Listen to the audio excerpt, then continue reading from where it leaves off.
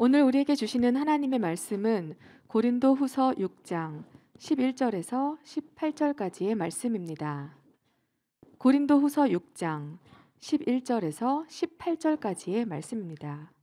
제가 가진 성경책 신약성경 292쪽에 있습니다.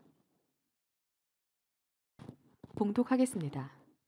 고린도인들이여, 너희를 향하여 우리의 입이 열리고 우리의 마음이 넓어졌으니 너희가 우리 안에서 좁아진 것이 아니라 오직 너희 심정에서 좁아진 것이니라. 내가 자녀에게 말하듯 하노니 보답하는 것으로 너희도 마음을 넓히라. 너희는 믿지 않는 자와 멍에를 함께 매지 말라. 의와 불법이 어찌 함께하며 빛과 어둠이 어찌 사귀며 그리스도와 벨리알이 어찌 조화되며 믿는 자와 믿지 않는 자가 어찌 상관하며 하나님의 성전과 우상이 어찌 일치가 되리요. 우리는 살아계신 하나님의 성전이라. 이와 같이 하나님께서 이르시되 내가 그들 가운데 거하며 두루 행하여 나는 그들의 하나님이 되고 그들은 나의 백성이 되리라. 그러므로 너희는 그들 중에서 나와서 따로 있고 부정한 것을 만지지 말라. 내가 너희를 영접하여 너희에게 아버지가 되고 너희는 내게 자녀가 되리라. 전능하신 주의 말씀이니라 하셨느니라. 아멘. 아멘. 할렐루야. 우리 말씀의 제목을 함께 읽습니다. 말씀의 제목 시작. 멍에를 함께 메고 함께 매지 말라. 이렇게 설교 제목을 정했더니 예배 전에 우리 성도 중에 한 분이 우리 유튜브에 나와 있는 설교 제목을 보고 목사님 이거 설교 제목이 오타가 난 것 같습니다. 왜요? 그랬더니 멍에를 함께 매라고 하면 매지 또 매지 말라는 건 뭡니까? 그래서 글쎄요, 제가 말씀의 제목을 딱히 명쾌하게 뭘 잡을 수가 없네요. 그래서 그냥 있는 말씀대로 그렇게 썼습니다. 다시 제목을 따라합니다. 멍에를 함께 매고 함께 매지 말라.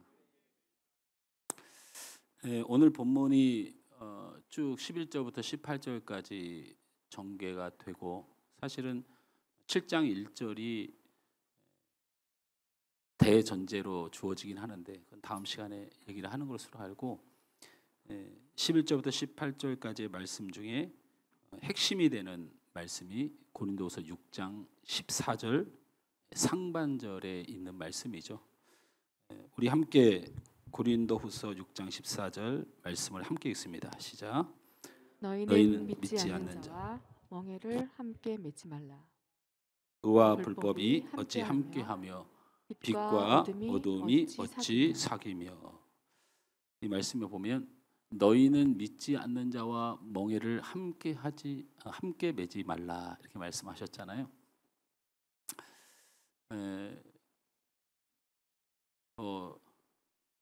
설교를 하는 데 있어서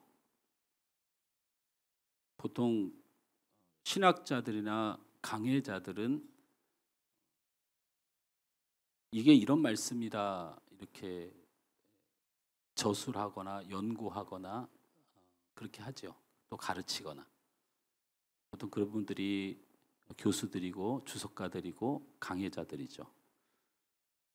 그런데 강해 설교를 한다는 것은 너무나도 어려운 것 같아요.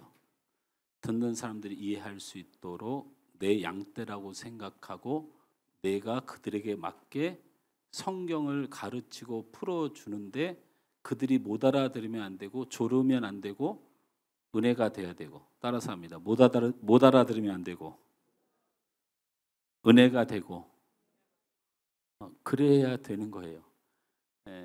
일반 강해가들이나 주석가들이나 교수들은 가르치고 시험 보면 됩니다.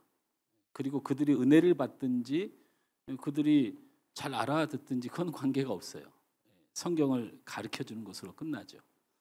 근데 설교자는 다릅니다. 설교자는 거기 하나 더 더해서 그것이 은혜가 되고 우리 사랑하는 성도들이 그것이 잘 적용이 되고 그것이 우리 성도들의 영혼을 살리고 이런 일을 책임져야 된다는 일이 죽을 것 같이 힘든 때가 아주 많이 있어요.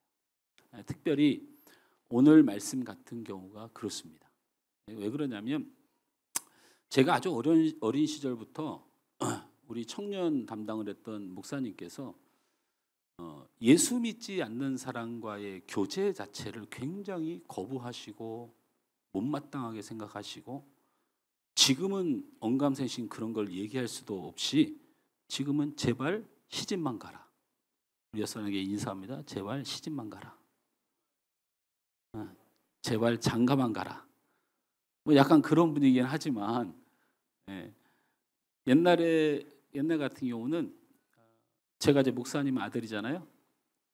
그래서 어쨌든 예수 안 믿는 사람과 혹시나 또 교제가 있을까봐 결혼에 대한 서원 기도를 하면서 예수 잘 믿는 자매, 또 예수 잘 믿는 남편, 이런 사람들을 만나서 결혼하는 것이 성경적이다, 이렇게 배우는 말씀 중에 가장 핵심적인 말씀, 많은 부분이 있지만 가장 핵심적인 말씀이 이 본문이었죠. 믿지 않는 자와 멍에를 함께 매지 말라.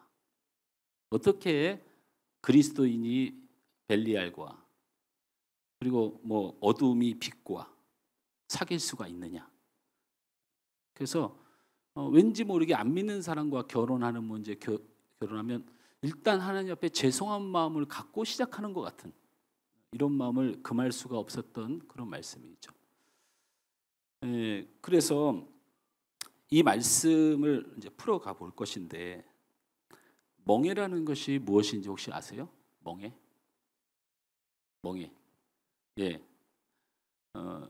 짐을 지거나 마차를 끌기 위해서 또는 그 밭을 가는 쟁기를 끌기 위해서 이 소나 말 어깨 위에 그 지지대를 이렇게 설치를 합니다. 그래서 거기다가 마차의 양쪽에 뭐 쟁기를 단다든지 이렇게 하는데요. 이건 한 마리가 질 때 얘기고, 그 쟁기질을 하거나 마차를 끌 때 또 한 마리를 쓰는 경우, 그 한 마리가 아닌 또 다른 한 마리를 쓰는 경우에를 얘기를 하는 거예요. 그래서 이 멍에가 그런 것인데 그것을 함께 지지는 마라라는 얘기입니다. 이게 분명히 맞는 말이죠. 그래서 우리 성경에 이 멍에에 관한 뭐 표현이 좀 나온다고 할까요? 우리 신명기 22장 10절 말씀에 보면 너는 소와 나귀를 결의하여 갈지 말며라는 말씀이 있어요. 이게 무슨 말이냐면 소하고 나귀를 함께 밭을 갈도록 하지 말라, 이런 말이에요. 그러니까 그 멍에를 소와 나귀에다가 씌우지 말라. 왜 그럴까요? 소와 나귀는 함께 걸을 수가 없어요. 나귀는 속성이 굉장히 잔걸음으로 빠른 동물이고요. 그 다음에 이 소는 굉장히 느린 동물입니다. 그리고 어떻게 보면 소의 본성 자체는 화가 났을 때라든지 급작스럽게 자신에게 위협을 가할 때만 뜁니다. 근데 나귀는 원래 촉삭촉삭 뛰어다닙니다. 근데 이 둘을 묶어놓고 그 위에다가 멍에를 씌워서 밭을 가려고 하는 것은 다시 말하면 밭을 망치자고 하는 일이지 절대 밭이 갈아지지 않는다. 그래서 같이 멍에를 매지 말라고 우리 신명기에서도 그렇게 말을 하고 있죠. 이 멍에를 매지 말라는 말씀에 두 가지 교훈이 있습니다. 첫째는 따라서 합니다. 함께 멍에를 매라. 이 멍에를 매지 말라는 이 본문 11절에서 18절 말씀에 우리가 첫 번째로 받아들여야 될 교훈은 함께 멍에를 매라고 하는 자들이 있다는 거예요. 함께 멍에를 매라고 하는 자들이 분명히 선언되어 있어요. 그러니까 성경이라는 게 그렇습니다. 함께 멍에를 매지 말라. 이 한 절만 딱 보면 매지 말아야 될 것만 찾으면 돼요. 근데 본문을 11절부터 18절까지 잡아놨으면 거기에 말하지 않는 본문이 있으면 안 되잖아요. 성경이 세상에 그런 게 어디 있습니까? 자기가 보고 싶은 거, 자기가 듣고 싶은 거 찾아 듣는 게 어디 있어요? 그건 반칙이죠. 매지 말라는 말씀이 있지만 함께 매라는 사람들도 성경에 기록되어 있어요. 그래서 제가 오늘 말씀을 함께 매는 자, 함께 매지 않는 자, 이렇게 제가 표현한 것입니다. 함께 매는 자들은 누구일까? 오늘 본문 말씀을 한번 봅니다. 자, 오늘 본문이 6장 14절 말씀에 너희는 믿지 않는 자와 멍에를 함께 매지 말라 이렇게 말씀하셨잖아요. 누구에게 말한 거예요? 다시요. 오늘 고린도후서 6장 14절에 너희는 멍에를 함께 매지 말라고 말씀하셨잖아요. 너희는 멍에를 함께 매지 말라고 말했어요. 누구에게 말한 거예요? 이게 굉장히 어려워요 지금. 제가 고린도후서 6장 14절에 너희는 멍에를 함께 매지 말라 이렇게 말씀하셨어요. 누구에게 말한 거예요? 예, 이 어려운 문제를 맞춰요. 이게 하늘소망교회 성도 수주입니다. 우리 간사님. 예. 자, 고린도 교인들에게 너희는 멍에를 함께 매지 말라 이렇게 말했으니 고린도 교인들은 멍에를 함께 매는 자예요, 매지 않는 자예요? 이것도 어려운 문제예요. 이게. 자, 다시 묻습니다. 고린도 교인들에게 부탁을 했어요. 너희는 어떤 사람과 멍에를 함께 매지 말아야 된다. 이렇게 말했어요. 그러면 고린도 교인들은 함께 매지 말아야 될 자들이에요? 함께 매는 자들이에요? 함께 매는 자들이다. 항상 요즘 우리 이 젊은 청년들이나 우리 학생들, 특히 우리 중고등부 아이들이 제 생일날 보낸 그 쪽지들에 목사님의 설교에는 참 신기해요. 나는 다 못 알아들고 졸는 줄 알았더니 다 알아들어요. 그래서 우리 전정현 선생님한테 물어봤어요. 아이들이 이렇게 어려운 설교를 어떻게 알아들어? 어른들은 어렵다고 입이 이만큼 나와 있는데. 그랬더니 우리 아이들 좀 무시하세요? 아니 뭐 무시하는 건 아니고 아이들이 얼마나 똑똑한데요. 화를 내기 시작해요. 우리 정현이한테는 말 한마디만 물어보셔야 돼요. 2마디 3마디면 점점 톤이 높아져서 나중에 화를 내요. 우리 전 선생님 잘 아셨죠? 원래는 심성은 착한데 여러 가지로 물어보면 자꾸 화내. 근데 보세요. 고린도 교인들을 향해서 너희는 저 사람들과 멍에를 함께 매서는 안 된다라는 말은 고린도 교인들은 멍에를 함께 매고 있다는 겁니다. 맞습니까? 맞습니까? 그런데 문제는 여기에요. 자, 문제는 뭐냐면 고린도 교인들과 사도 바울이 사이가 좋습니까? 여러분, 고린도 교인들과 사도 바울이 사이가 좋습니까? 안 좋아요. 아이고 화내지 말고 조금만 얘기해줘. 안 좋습니다. 사이가 굉장히 안 좋습니다. 왜 안 좋습니까? 첫째, 사도권을 부인해요. 이게 아주 감정적인 요소거든요. 보세요. 사도란 예수님을 친히 만난 자고 예수님을 직접 본 사람이고 부활하신 예수님을 본 사람 중에 사도로 세우게 돼 있어요. 제가 수요일 날 때 이거 강의를 다 했습니다. 근데 문제는 바울이 예수님을 봤습니까? 부활하신 예수님을 봤냐고요. 정확히 표현하세요. 맞으면 고개를 끄덕이고 아니면 아니다. 바울이 부활하신 예수님을 봤습니까? 뭐야, 반은 이렇고 반은 이건 어쩌자는 거야. 예수님의 음성을 들었죠. 사울아 사울아 내가 어찌하여 나를 핍박하느냐 그랬죠. 또 사도권의 하나가 뭐냐면 예수님을 통하여 직접 보냄을 받은 사람을 사도라고 불러요. 직접. 그러니까 사도 바울의 위치가 애매모호한 것이 예수님이 나타나시긴 하셨는데 음성으로 들렸고 근데 또 사도가 아니라고 말하기에는 예수님께서 부르셔서 사명자로 쓰시기 위하여 안디옥으로 보내서 훈련시켰잖아요. 그죠? 그러니까 이런 과정 때문에 애매모호한 것 같은데 문제는 뭐냐면 이 바울을 수종드는 사람들이 마가였다는 거예요.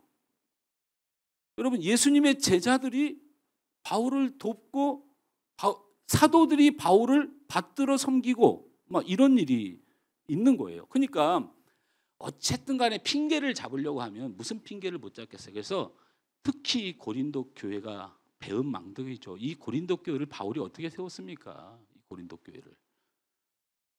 이 고린도 교회 때문에 바울이 죽어요. 나중에 이 결정적인 원인은 이 고린도 교회가 나중에 설명을 드리겠지만, 근데 어쨌든 사도권을 부인하는데 굉장히 민감하게 건드려요. 그러니까 두 번째는 진짜 기분 나쁜 건드림이 있죠. 뭐예요? 네가 예수를 믿고 복되신 하나님을 믿는데 그 모양 그 꼴로 사냐고 비웃어요.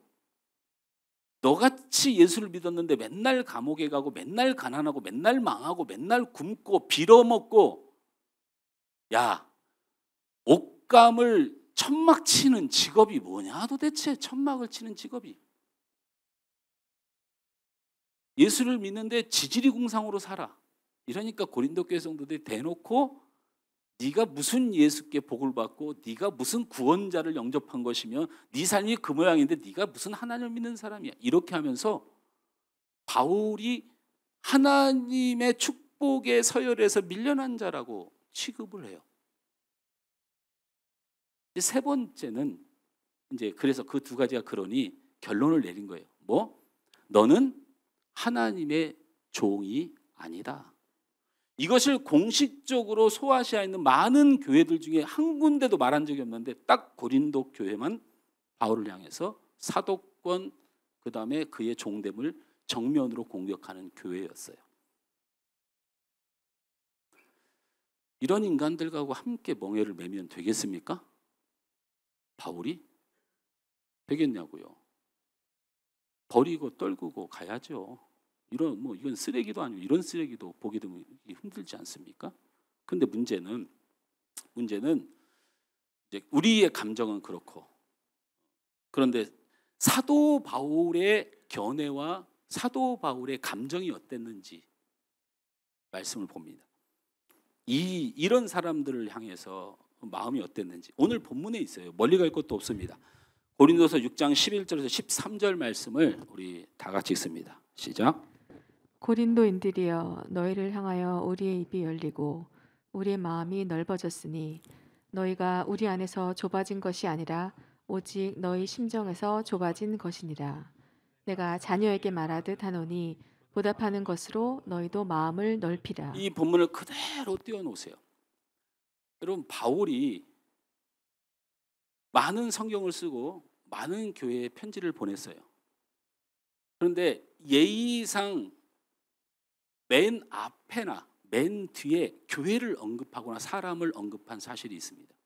근데 바울서실에 오면 특징이 뭐냐면요, 말씀을 전하는 본질에 들어가서는 절대로 교회나 지역을 언급하지 않아요. 근데 유일하게 고린도서는 한 중간 6장에 고린도인들이여라고 하는 바울이 한 번도 써보지 않은 호칭을 사용해요. 여러분, 저게 무슨 말일 것 같습니까? 고린도인들이여, 대한민국 국민이여. 어떤 느낌이죠? 대한민국 국민이여, 고린도인들이여. 이거는 최대의 존칭으로 납작 엎드려서 그들을 대우하는 어체입니다. 어느 지역의 교회 사람들보다 바울이 가장 존경하고 사랑하는 사람들을 부르는 표현을 썼다는 게 신기한 거예요. 자, 12절 말씀을 다 같이 읽습니다. 시작. 너희가 우리 안에서 좁아진 것이 아니라 오직 너희 심정에서 좁아진 것이니라. 이 말은 무슨 말이냐면 나는 너희를 사랑한다. 나는 조금도 변함없이 내 마음이 좁아지지 않고 넓은 마음으로 너희를 사랑한다. 너희들이 혹시 오해가 있어서 나를 사도권과 나의 이 복음의 사명에 부여하지 못한 이 모습을 보고 낙심했을지 모르지만 그런 점은 정말 미안하게 생각한다. 그런데 그럼에도 불구하고 나는 너희들 사랑하는데 너희들이 조금 나를 이해 못 해주는 것 같다. 이거 말을 갖다 저렇게 어렵게 써놓은 거예요. 자, 13절 말씀에 다 같이 있습니다. 내가 자녀에게 말하듯 하노니 보답하는 것으로 너희도 마음을 넓히라. 말씀의 결정적인 이야기는 바로 이 표현입니다. 내가 자녀에게 말하듯 하노니라는 말이 뭐 네가 그럼 뭐 아버지라도 된단 말이야? 뭐 이런 표현이 아닙니다. 이거는 뭐냐면 여러분, 아버지의 우리들의 아버지, 우리들의 어머니의 사랑의 대표적인 느낌이 뭐예요? 변함없다는 겁니다.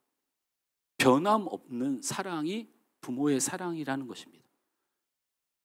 내가 자녀들을 대함 같이라는 말의 원어는 아버지의 넓은 사랑으로 너희를 늘 사랑한다, 이런 표현인데, 제가 자주 간증은 아니고요, 자주 제가 철이 들었을 때의 이야기를 하면서 어디서든지 그 말 하기를 주저하지 않는 제 삶의 한 조각이 있습니다. 그것은 바로 제가 좀 청소년 때에 좋지 못한 일에 연루가 됐습니다. 제가 이 방송을 혹시 저희 아버님이 보고 있을 수도 있고 그 당시 저희 아버님 교회 성도들이 보실 수도 있어서 제가 거짓말을 할 수가 없겠죠. 제가 누구를 때린 적도 없고 누구를 뺏은 적도 없는데 제가 그런 사건과 연관돼서 경찰 출동을 받은 적이 한 번 있어요. 근데 내가 너무 낙심이 되고 경찰서 가는 것이 너무 무섭고 또 제 친구의 일이기 때문에 내가 어떻게 해야 되는 것도 잘 모르겠고, 그러면 나는 학교에서 배신자가 될 거고, 나는 안 때렸습니다, 나는 상관없습니다 말해야 되는데 그걸 말할 자신도 없고 한 번도 그렇게 살아본 적도 없고, 그래서 경찰서를 가는데 우리 아버님도 난리가 나고 교회도 난리가 나고 목사님 둘째 아들이 폭행 사건과 관련돼서 경찰서에 간다더라, 막 이런 소문이 이제 돌고, 왜냐하면 그때는 지역에 뭐 작은 지역이기도 하고 우리 학교에 다니는 아이들도 우리 중고등부에 많이 있고 경찰이 막 찾아와서 학교에 찾아와서 이런 난리가 났으니, 그래서 아버님 목회도 맞고 나 때문에 참 어려움을 많이 겪고 막 속이 막 상해 있을 것 같고 방에서 그냥 이불만 뒤집어 쓰고 있다가 시간이 돼서 옷을 입고 밖으로 걸어 나가는데 현관을 갔는데 우리 아버님이 멀리서 다가오시는 거예요. 신발을 신고 있는 나를 한참 쳐다보시더니 이렇게 저한테 말씀하시더라고요. 아들, 어깨 피고, 그리고 이것만을 알고 가라. 네가 무슨 짓을 했던 하지 않았던 너는 내 아들이야. 이건 변함이 없어. 그러니 어깨 피고 다녀와. 이렇게 말씀하시더라고요. 아들, 네가 무슨 짓을 했던 어떤 상황이든 너는 변함없는 내 아들이야. 바울이 고린도 교인들이 욕을 하고 핍박을 하고 사도의 대우도 안 하고 전도하고 복음 전하다가 가난하고 궁핍해도 주님 복음 전하려고 목숨 다하는 사도 바울에게 사도답지 않고 축복도 못한 거지 같은 인생이라고 욕을 해도 바울이 왜 마음이 안 상했겠어요? 그럼에도 불구하고 바울은 너희들이 어찌하든지 어떤 오해가 있든지 나는 너희에게 변함없는 사랑을 가지고 있다고 말씀하고 있는 거예요. 여러분, 다른 사람과 각각의 다리 한 짝씩을 묶어서 달리는 게임을 해보셨죠? 이거 안 해본 사람이 있어요? 은진아, 이런 게임 해봤어? 은진이가 해봤다는 건 저희가 30년 전, 40년 전에 했던 게임을 같이 공유하는 같은 세대라는 얘기가 돼요. 이 게임은 만국 공통 게임이죠. 이 게임의 특징이 뭡니까? 빨리 달려서 한 사람이 일찍 도착하면 승리하는 게임입니까? 아니죠. 나보다 빨리 달리지 못할 사정이 있는 사람, 이 사람이 있으면 나도 못 가는 겁니다. 그렇죠? 우리는 그 사람의 보폭에 맞춰서 천천히 가야 도착할 수 있는 게임입니다. 이 게임의 특징은 보폭을 빨리빨리 맞추는 재주 있는 사람의 모습도 아름답지만 넘어진 친구를 붙잡아 같이 보폭을 맞추려고 애를 쓰는 그 모습이 더 아름다운 게임입니다. 우리는 하나님이 목적하시고 뜻하시고 사명을 준 교회 공동체에 모여 있는 겁니다.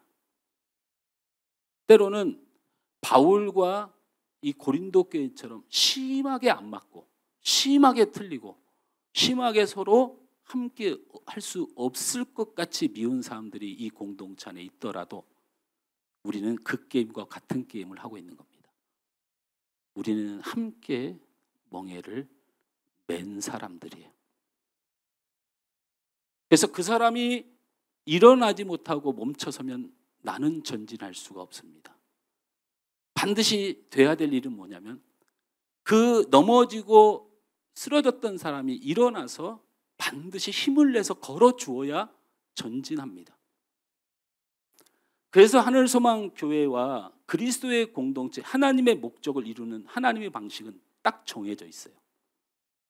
하나님은 우리 인생, 우리 공동체, 예수 안에, 그리스도 안에 사람들을 하나 되게 하시려고 라는 말씀을 들어봤을 거예요.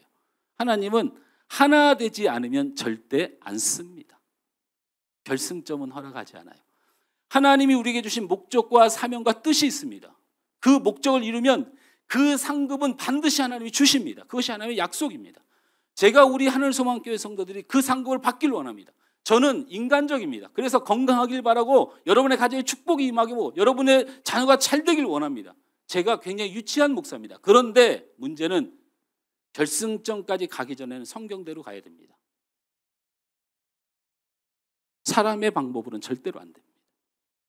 성경대로 가는 것은 하나가 되는 것입니다. 오늘 성경은 우리에게 뭘 보여줍니까? 바울과 고린도 교회는 물과 기름이나 우리가 하나님의 뜻과 사명과 하나님의 영광을 위하여 이 공동체만큼은 하나됨으로 바울이 자신을 납작 엎드려서 자신 때문에 오해를 하고 넘어지고 상처받은 성도들을 일으켜 세우려고 몸부림을 치면서 원수 같은 자들을 끌어안으려고 몸부림을 치는 바울의 잘남을 나타내는 게 아니고 교회의 공동체는 같이 멍에를 맺기 때문입니다. 멍에를 함께 맨 옆 사람을 한번 보십시오. 어째? 같이 갈 만합니까? 네? 다시 한번 봅니다. 옆 사람을. 멀리도 한번 쳐다봅니다. 이쪽 분단이란 말을 제가 왜 쓰죠? 깜짝 놀랐네요. 이쪽 분단과 이쪽 분단 서로 얼굴을 마주봅니다. 내가 저 인간만큼은 내가 멍에를 못 매겠다는 사람이 있습니까? 내가 저 인간은 내가 이렇게 세울 마음도 없고 지가 오든지 말든지 내가 왜 상관해? 이런 사람이 혹시 있습니까? 그러면 결과는 정해진 겁니다. 저 사람이 못 일어나면 우리는 그냥 그대로 있는 겁니다. 그대로 있는 겁니다. 아이러니가 뭔지 아세요? 큰 교회는 왜 큰 교회가 되는 줄 아세요? 목사님이 무슨 영웅인 것처럼 대우를 해요. 그게 성경적이든 아니든 일사불란 함께 움직이는데 도가 텄습니다. 근데 참 부응이 안 되는 교회의 특징이 뭔지 아세요? 성도도 우수한 사람이 많습니다. 목사도 훌륭합니다. 그런데 함께 메고 일으켜 세워주는 게 없어요. 혼자만 잘났어요. 하나님은 그런 공동체 않습니다. 왜 그렇습니까? 우리 하늘소망교회는 이 하나됨에 대하여 목숨처럼 생각해야 됩니다. 이것이 하나님의 사명을 이루는 하나님의 뜻이고 우리 공동체가 부응하는 유일한 길이고 세상 사람들이 유일하게 교회를 찾아올 수 있는 가장 원칙적인 메리트가 뭐냐면 가난한 자와 부한 자가 없는 교회에 오면 건강한 자와 약한 자가 차별받지 않는 문벌 높은 자와 문벌 낮은 사람이 전혀 서러움을 겪지 않는 이것이 교회여야 저 세상과 다른 또 하나의 본질의 삶을 발견할 수 있는 곳이 여기여야 되지 않습니까? 할렐루야. 이 하나됨은 단순히 교회 하나만의 이야기가 아닙니다.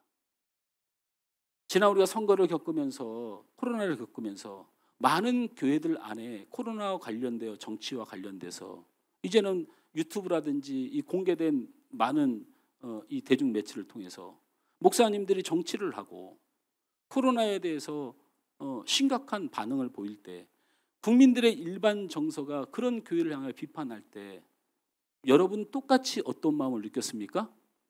내 교회가 공격받는 것 같고, 내가 아는 목사님이 저러면 안 되는 것 같은, 내 담임 목사의 이야기가 아니고 우리 한 공동체로서 저 교회가 욕을 먹고 저 목사님이 욕을 먹고 윤리적이지 못하고 도덕적이지 못했을 때 입는 타격이 우리 이 작은 교회에 미친다는 것을 철저하게 느끼는 기간이 코로나 기간과 이 선거 기간이었습니다. 맞지요? 이게 바로 교회는 한 교회가 커지고 잘 된다고 해서 교회는 회복되는 게 아닙니다. 교회는 하나입니다. 그래서 끊임없이 교회의 갱신과 교회의 바로섬을 위하여 애쓰는 겁니다. 그런 일을 하라고 노회가 있고 총회가 있고 교단이 있는 겁니다. 물론 노회나 총회나 교단에 불합리하고 온전치 못한 것이 지천지에 깔려 있죠. 그래도 유일하게 잘못된 교회와 잘못된 목사와 또는 우리가 넘어질 수 있는 많은 조건들 중에서 유일하게 법적으로 우리를 제한할 수 있는, 목회자를 제한할 수 있는 유일한 기구가 교단입니다. 하나됨을 지키기 위하여 교회가 공동체적으로 그런 일만큼은 허용하지 않는다. 왜 정치를 하느냐? 교단에서 정치하지 마시오. 공개적으로 요구할 수 있습니다.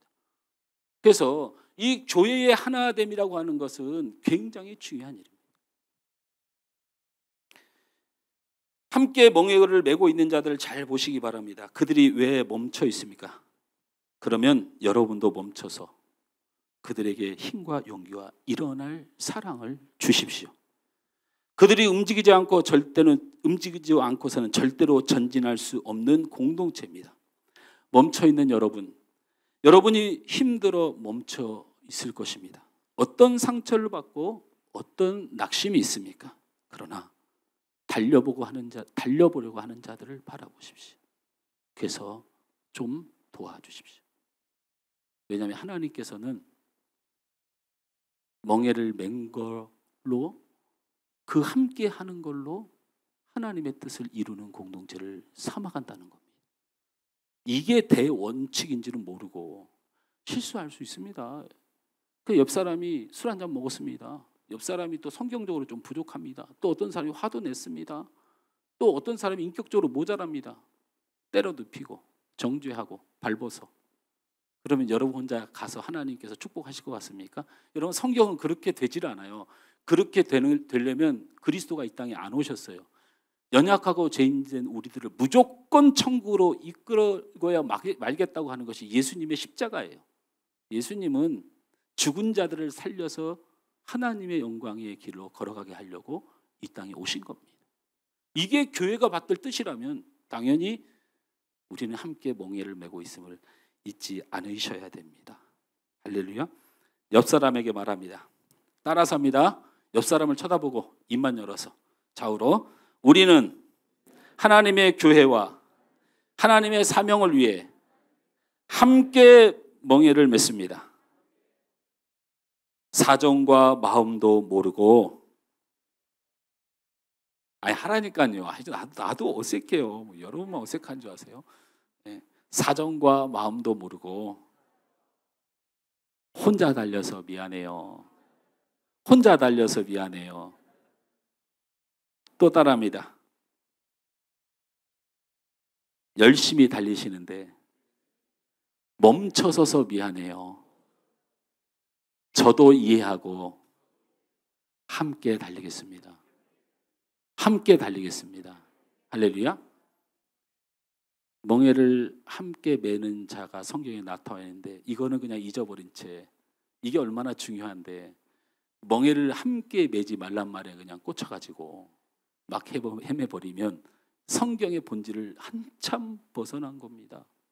자, 그러면 또 하나의 궁금증을 간단히 소개하면, 함께 멍에를 매지 말란 말은 그런 목사님 어떻게 할 겁니까? 이렇게 물으실 수 있어요. 근데 여기서 우리 고린도서 6장 14절 16절 말씀을 보고 한 번 더 자극을 좀 받아보죠. 이 말씀, 멍에를 매지 말란 말을 피해 갈 수 있는 복음인가 한번 보죠.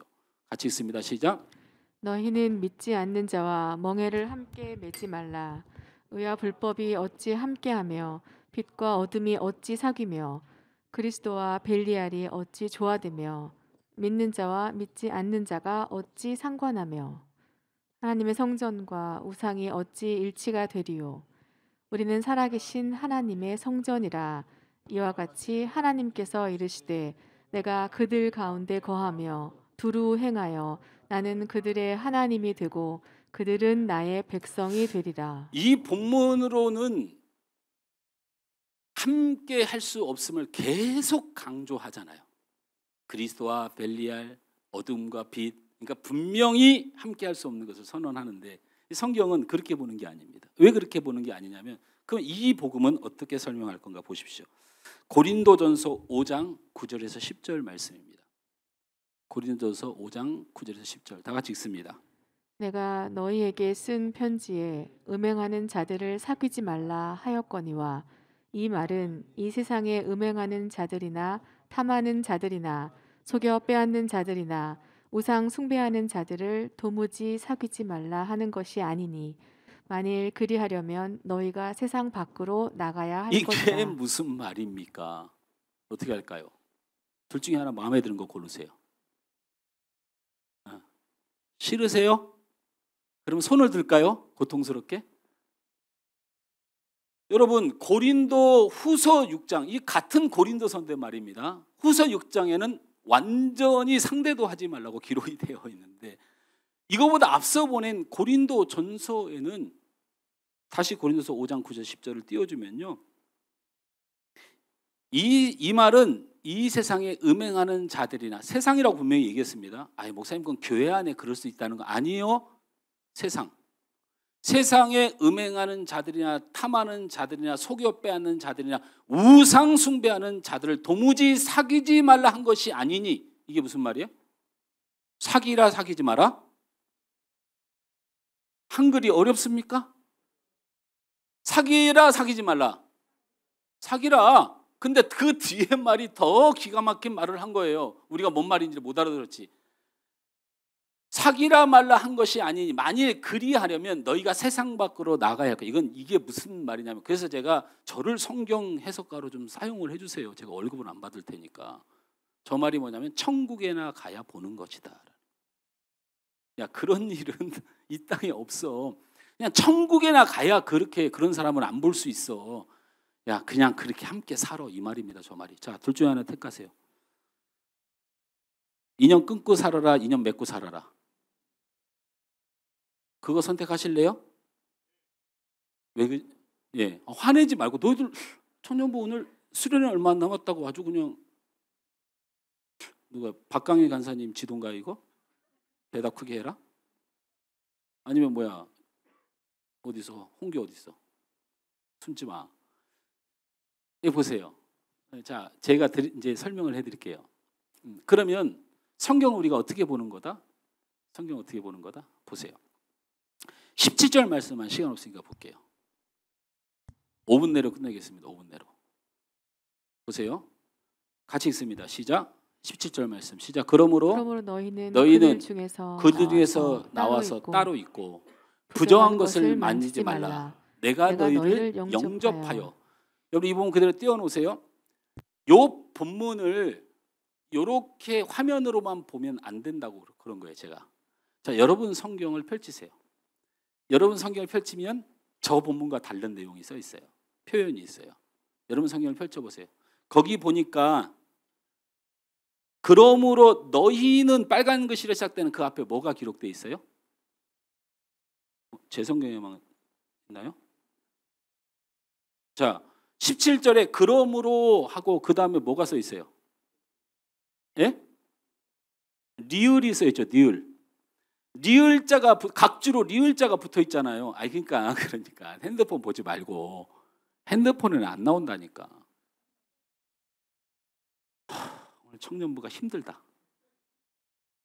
내가 성경을 보라고 그렇게 말해도 끝까지 핸드폰만 쳐다보고 있어. 저거 핸드폰에서 복사해서 낸 거야. 여기 보면 각주에 리을자가 붙어 있어요.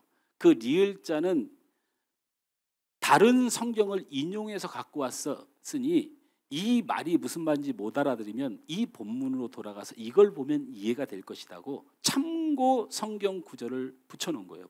본 성경 구절을. 그것을 인용한 거예요. 근데 그 말씀이 뭐냐면 몇 장 몇 절이에요? 한번 보세요.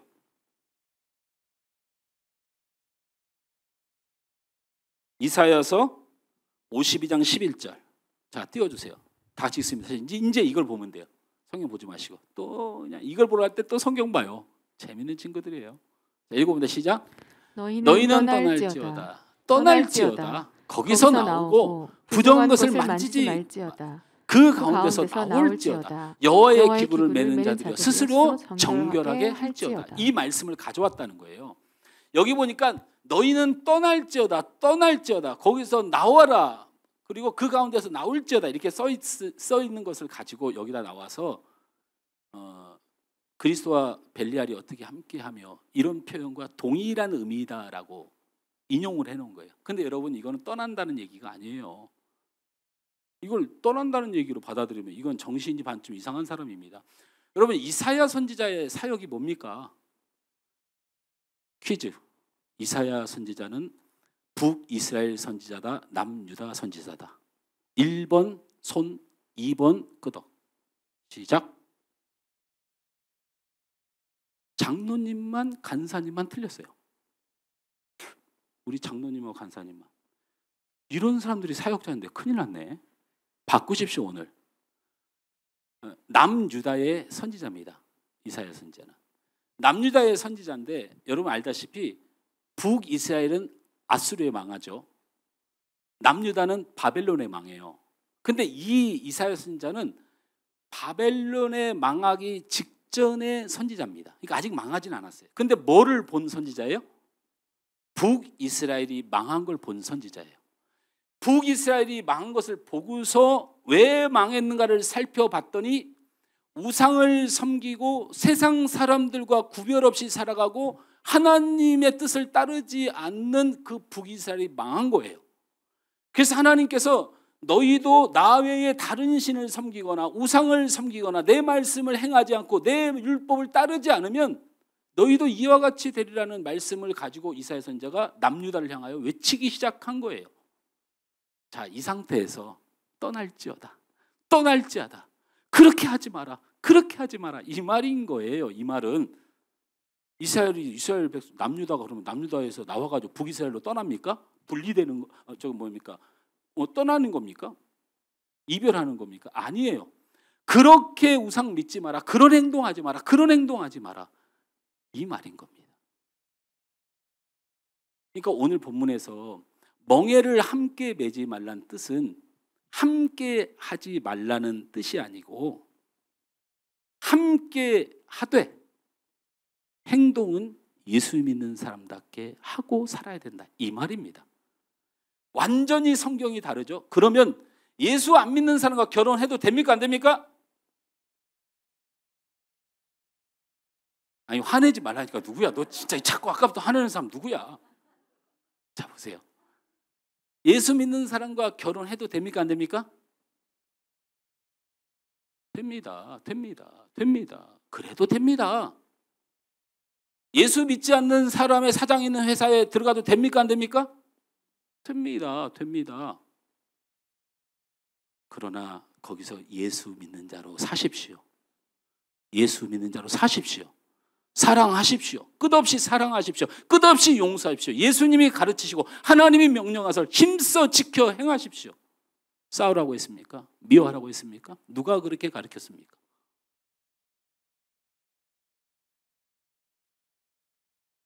여러분 요즘 시대는 말입니다. 중국 제품을 쓰지 않고는 삶을 살아갈 수가 없어요. 중국을 별로 안 좋아해서 중국 제품을 대수는 안 쓰려고 하는데 오늘 우리가 밥 먹은 젓가락이 메이드 인 차이나예요. 아차 하는 순간에 중국 제품을 쓰고 있더라고요. 그래서 내가 절대 중국 제품을 안 써야죠. 왜냐면 만드는 게 불량이고 너무 막 덤핑해. 그냥 이 친구들은 그냥 자기밖에 중국에서 저를 납치하러 오는 건 아니겠죠. 이 방송 보고. 막 이런단 말이에요. 그래서 안 쓰려고 밥을 먹고 딱 나왔는데 제가 쓰던 이쑤시개가 중국제예요.